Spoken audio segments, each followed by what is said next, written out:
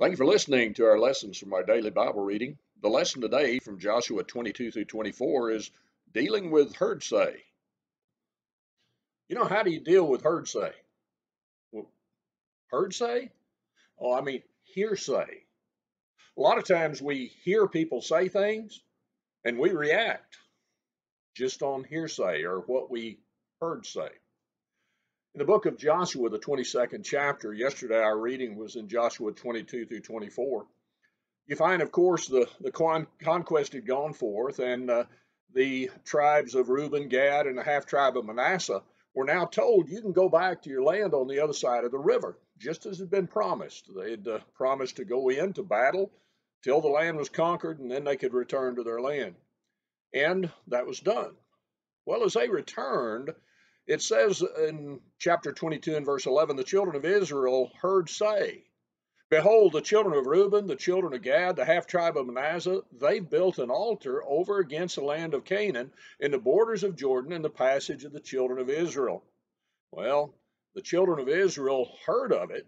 The whole congregation gathered together in war. They assumed that this altar was a change in the worship that God had commanded, and that Reuben, Gad, and half tribe of Manasseh, now they're going to change things up. And so they were ready to go to war.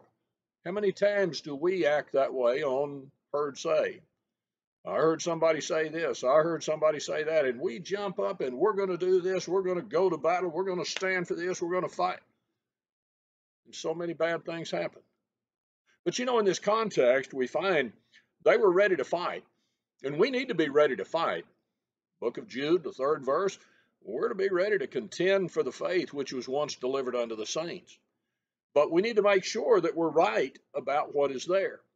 And so whenever the children of Israel heard this, they went, and it says in verse 13, they sent unto the children of Reuben, the children of Gad, the half tribe of Manasseh, Phinehas the son of Eleazar the priest, with him 10 princes of each house of the prince amongst all the tribes of Israel. And they came to Reuben and to the children of Gad, to the tribe of Manasseh, and they spake unto them, saying, thus say the whole congregation of the Lord, what trespass is this you've committed against the God of Israel to turn away this day from following him?